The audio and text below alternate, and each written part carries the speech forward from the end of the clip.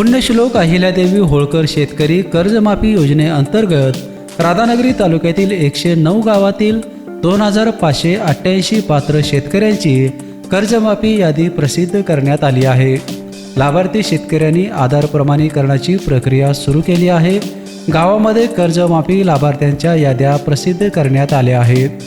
कर्जमाफीच्या प्रक्रियेस गती देण्यासाठी पात्र लाभार्थ्यांनी आधार प्रमाणीकरण तातडीने पूर्ण करावे असे आवाहन राधानगरी सहाय्यक निबंधकांनी केले आहे।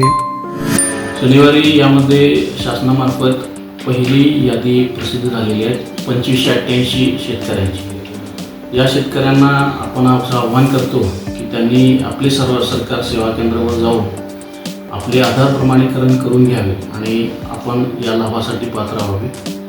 ज्या शेतकऱ्यांच्या ॲग्रिस्टॅग ID नाही आहे अशा सभासदांनी देखील आपण ॲग्रिस्टॅग ID देण्याची सुविधा त्याच आपले सरकार केंद्रावर सुरू करण्यात आलेली आहे। त्यामुळे आपलं ॲग्रिस्टॅग ID काढून आपण तो लाभ मिळण्यासाठी आपण पात्र आहोत। बेपनसाठी राधानगरीहून उत्तम पाटील।